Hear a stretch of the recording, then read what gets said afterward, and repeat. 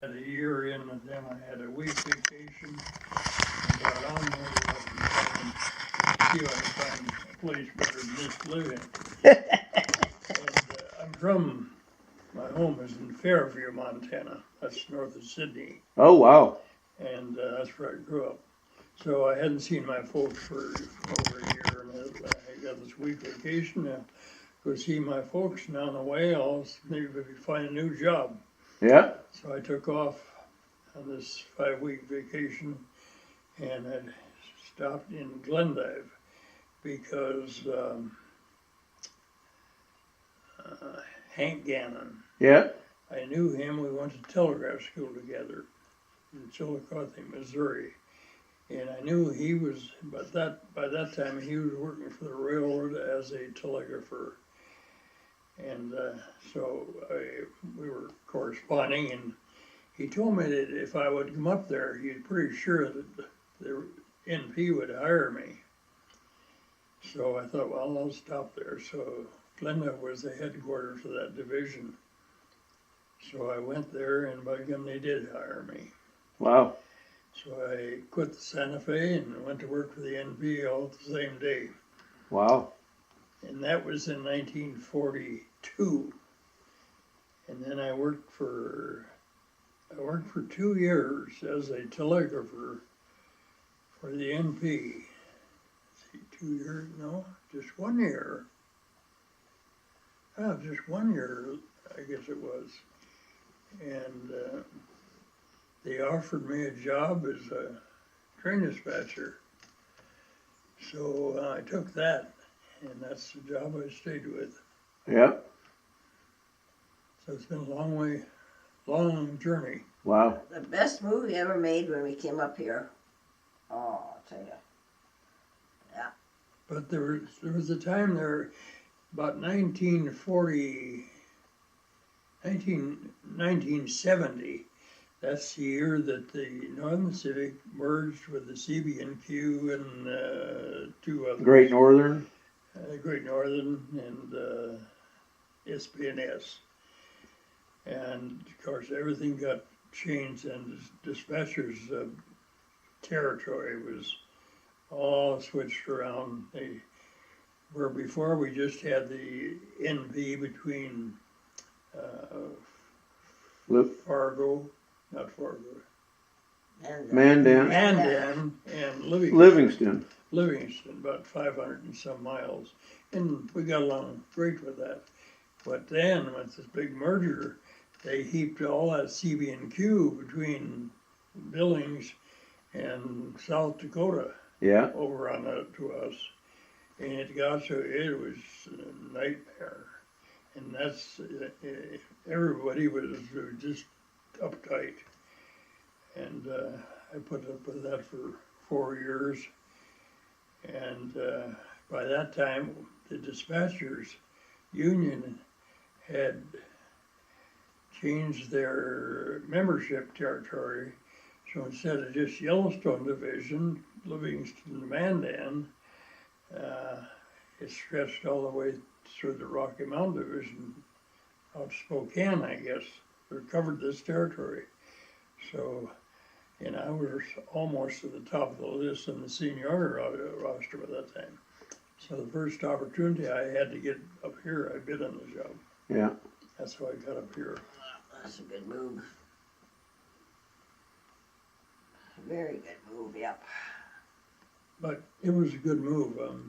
I look back, and I worked here for 7 years before I retired. You were under such stress down there, I thought you were going to have a heart attack. It was It's a terrible. stressful job. Oh, Everybody gosh. was just uptight all the time. Oh, Yeah. And nipping at each other. Management didn't know what they were doing. Yeah. Yeah, I came up here, and it was entirely different atmosphere. Wow. no, that was time to get out of there. Yeah. And your kids all moved up, so that's good. Or, I mean, Well, they, in the area That roughly. was one of the reasons Judy had already, she was married, and they had lived in Missoula for a while, but they And he finished his degree here in Missoula, and then he took a job out on the West Coast, close to Seattle. So they moved out there about the time we moved up here. But Jim was working up here at the time, and Raleigh had been working up here during the summer. So that was another incentive for Right. moving up here. Right. And we're glad that we did it. It was hard to find houses at the time too. Now we This made wasn't quite two computer. trips up here to find a house after I got that was the job. But the first trip, and we went through realtors both times, but we saw a lot of houses for sale. But some of them, most of them, the house is probably, the ground floor looked pretty good on most of them. But so many of them had made something out of their basement, and none of them were good jobs. All of them Right. cluttered up with small rooms. We didn't like it. That's why we made two trips. And we were here a couple days on the second trip, and it was Sunday morning, and we picked up the morning paper, and there was an ad in there. This house had just been built. It wasn't quite completed yet. The kitchen cupboards weren't in yet, but the ad was in the paper. This house is for sale, gave the location, so we said, well, let's go take a look at it.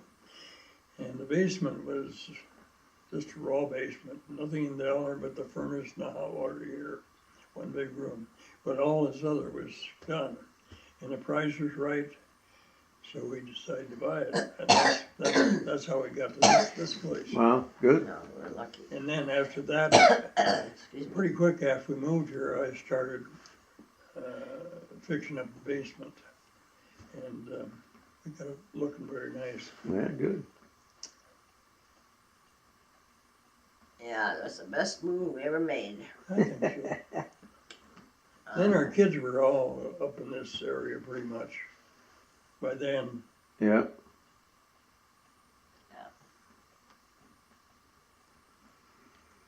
You haven't been in Glendive yet on this trip?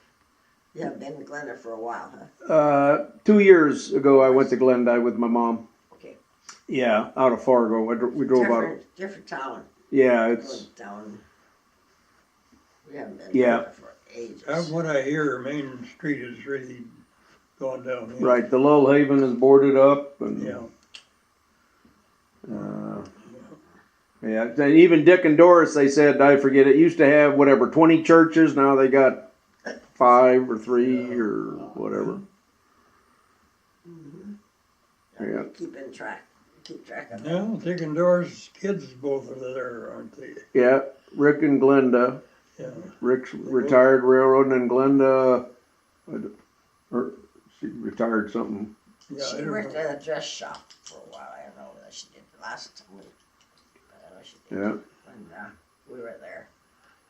I think Glenda married a guy whose parents owned an. Well, her first husband was Scott Mills. Yeah. Oh. She married more than once. That's the guy I'm thinking about. Scott Mills. Yeah, and I think they had a. Just think of names where people come in and stay overnight. Little bed and breakfast thing or something.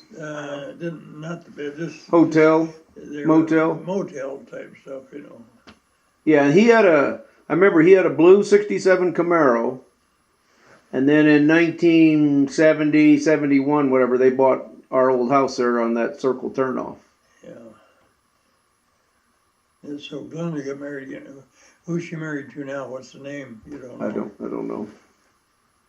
I've seen her when I was there. I really never learned to know much about Dick and Doris's two kids. Yeah, Rick went in the Marine Corps. And then he came back, and then I don't know what else he did, but then he ended up at the Roundhouse. Yeah. And then remember Joyce Pendergast and, yes. and Don? Yeah. Yes. Oh, yes. Yeah, I remember that. So when my mom, she was born in Iowa. She went to nursing school in Albert Lee, Minnesota. and Joyce Pendergast had gotten a job at the Northern Pacific Railway in Glendive Oh. Hospital. Yeah. So I see. my mom didn't have a job, so she says, well, I'm just going to ride out to Glendive with you.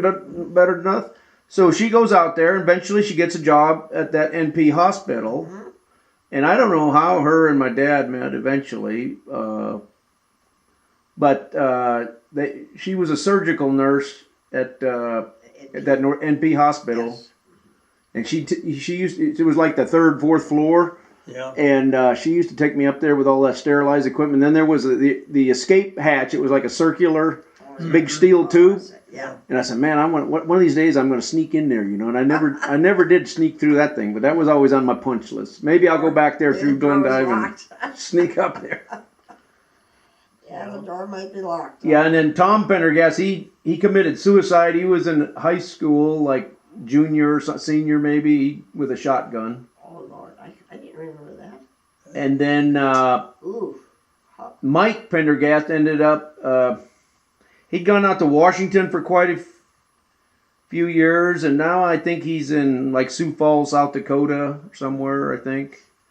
And then maybe 10 years ago, my mom and I went out there. We saw Don Pendergast, and he got remarried, and he still lived in that same house there on the corner. Really? And he was still doing his painting, you know, pictures. Well, my painting, when we moved up here, I started with painting, and then I got him going. I got him to do that one. Oh, wow. And others, and I thought, well, when we were in Arizona, I did a lot of painting and selling them.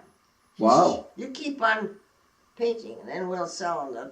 The pays our way back and forth. I said, "Pooh, why you're golfing?" Yeah, she did a lot of painting down there. Oh, I sure did. I kept telling her, you got to sell some of your paintings so we can buy gas to get home. Yeah, there we go.